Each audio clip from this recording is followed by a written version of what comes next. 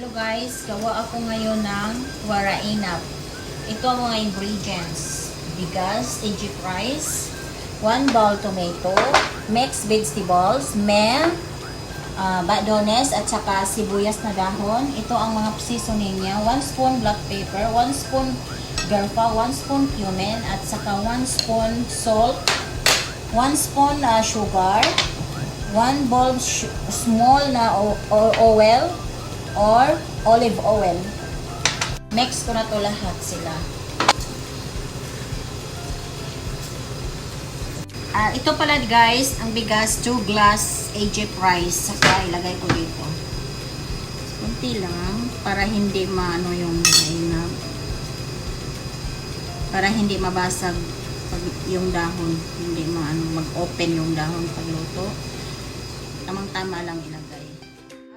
Tapos dito sa kaldero, lagay ko tong 1 lemon na sinaslice ko na 1 lemon. Tapos ang carrots, isang carrots. Tapos kamatis. Tapos i-arrange nyo dito sa kaldero yung mga waraina hanggat mapuno, dito lang kasi lagyan pa yan ng tubig hanggang dito lang ang warainab na nilagay nyo. Yun na. Yan. Ayan, nilagyan ka ng tubig. Pinapawan ko yung warainab. Tapos nilagyan ko ng plato. Tapos pinatungan ko ng kaldero ng tubig. Pagkatapos nito, pag mag-boiled takpan mo, kunin mo yung kaldero.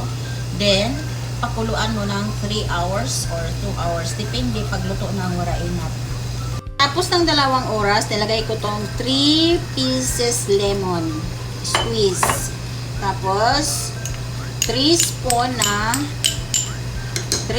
spoon na roman syrup, tsaka 3 spoon na olive oil.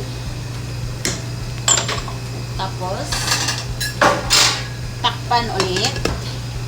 Then wait after mga 30 minutes. Yan na guys, tapos na warainab.